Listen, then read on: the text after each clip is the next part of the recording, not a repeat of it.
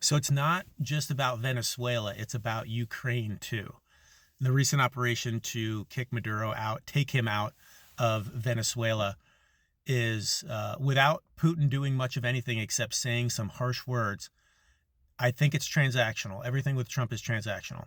And I think what we're seeing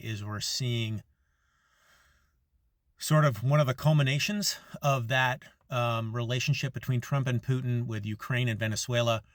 We are, taking Ukraine, going to exert some control over Venezuela. Can't really run it yet. We have CIA on the ground who I'm sure are working with Machado to get an opposition and basically take over the country. And there's probably a deal in there for oil and rare earth minerals for us. That remains to be seen. That's just perspective or opinion on my part. But the other side of that is I think what you're going to see is you're going to see Trump put a shit ton of pressure on Zelensky right now to sign the deal that is highly beneficial to Putin, right? So Putin's going to get what he wants out of it, which is the territory he's already taken and no NATO, minimal security guarantees, although I hope Europe kind of steps up and provides more. So I think that's what's going to happen. So watch for that. Watch for the pressure that Trump and the GOP put on Zelensky right now to sign that deal for Putin that will benefit Putin, because Putin is expecting that. He could have pushed back a lot harder on Venezuela and he didn't. And I think that was the transaction was, hey, you get a sweet deal with oil and rare earth minerals and a distraction from Epstein in Venezuela. And then I get what I want or what I can get out of Ukraine, because he's getting his ass kicked in Ukraine, losing more than ever. But so he wants to end on a good note where he gets at least what he can out of Ukraine. And I think you're going to see that. So watch for that pressure from Trump and the GOP now of pushing on Zelensky as hard as possible to sign that deal.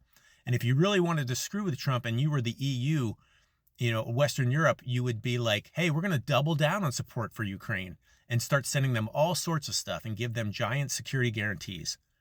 That would be awesome, because that would screw that deal up bad between Putin and Trump. Trump and Putin want Ukraine as weak as possible in this situation and for Putin to get as much as possible out of it. Trump doesn't give a shit about Ukraine, right? So watch for that. Watch for that next domino, because those are connected in this kind of shuffling of world order bit with this exchange of governments and territory and resources to Putin after his completely botched attempt to take over Ukraine. And Slava Ukraina, I mean, they shouldn't even be in this position, yet they are, because of the courage of that people.